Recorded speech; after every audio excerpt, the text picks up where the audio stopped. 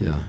Let's talk a little bit about what you look for from deals from wholesalers, because you get a lot of emails, I'm assuming.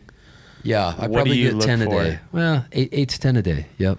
So, okay. So let me ask you this. Are you asking what I look for in a wholesaler or what I look for in a deal? What you look for in a deal, like from a wholesaler? Because I'm assuming most of the deals you get are from wholesalers, right? So I get contacted by wholesalers in 3 different ways. Most commonly, it's an email. Second most commonly is a text message. Mm-hmm. The third is a personal phone call.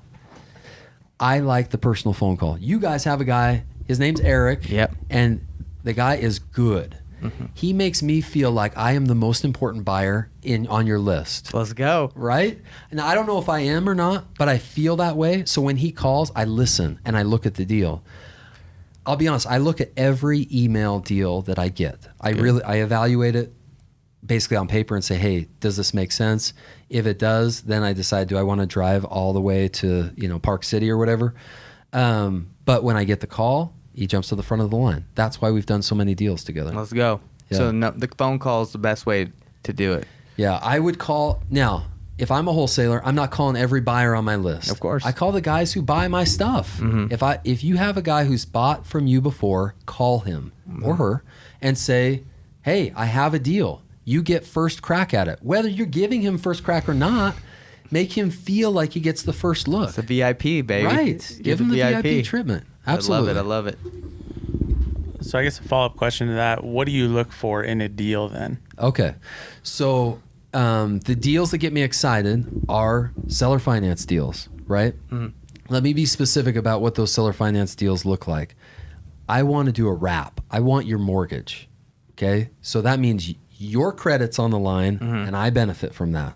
I love those deals. What if they own it outright? Are you still cool with those? Or? Yeah, I still like those deals for sure. But you don't mind if they have a mortgage still in place? I kind of like the mortgage deal just because those sellers are handcuffed, right? They have a bank, so they gotta pay. Like, they're not gonna foreclose on me. Are you kidding me? No, they're tied to the bank, and I like some of that accountability. Secondly, is not everyone likes these. I like manufactured homes pre-1976. And this is why. You can't loan on those things, especially if they don't have permanent foundations. So they go cheap.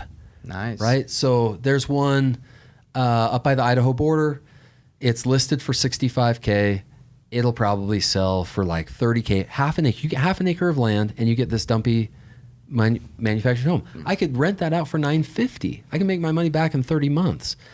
But when I sell it, I have to know this. I cannot get bank financing. There are no bank financed offers. You got to find that special buyer. Seller finance. And I'll seller finance for $60. I'll double my money on a seller finance deal, but I have to be prepared to carry. So that's why you got to buy right. Exactly. Yeah.